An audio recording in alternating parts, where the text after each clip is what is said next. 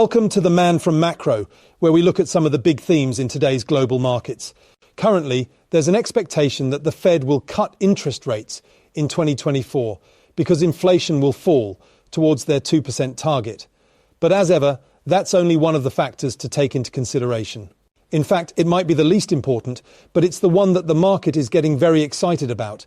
However, what if inflation dropped to the Fed's 2% target, but the equity market stormed to new highs, whilst unemployment remains either near or below 4%? Would the Fed want to cut rates if the economy and markets are performing well? The answer is probably no. That's because US corporates have tended to hoard jobs or renew hiring if the equity market is performing well. If they hoard jobs, that increases the risk of sticky wage inflation.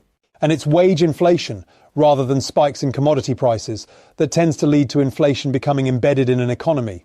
You see, the outlook for inflation is all about animal spirits, and if those are improving, then it increases the risk that the Fed will need to maintain a hawkish stance.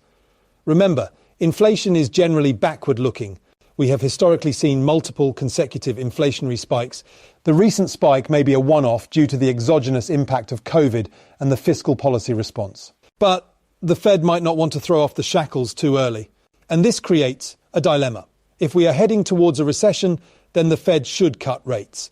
But the equity market and unemployment rate are acting as if a recession is still distant. And because the market thinks that the Fed is going to pivot because of softer data, financial conditions have significantly improved due to the rally in equities, the fall in bond yields, and the tightening of credit spreads. This improvement in financial conditions should boost economic activity. Therefore, if the market pivots, in anticipation of the Fed pivoting, it means that the Fed might not need to. In fact, they may need to maintain a hawkish stance in which rates plateau as they did in the 1990s. This could keep the cuts off the table in 2024. Therefore, the market should be careful what it wishes for. The Fed would prefer to cut rates into a clear and present recession, rather than overcompensate by cutting too early and running the risk of inflation returning. And every recession since 1950 has seen a tradable low in the S&P 500, even when they have been shallow events like 1980 and 1991. Of course, we could be in a scenario in which rates are cut whilst the equity market is still rallying before the recession has begun. But that would be unusual. Rates have generally been cut after the equity market is already in trouble. We should realistically only expect a rate cut after a decline in the equity market has confirmed an economic slowdown.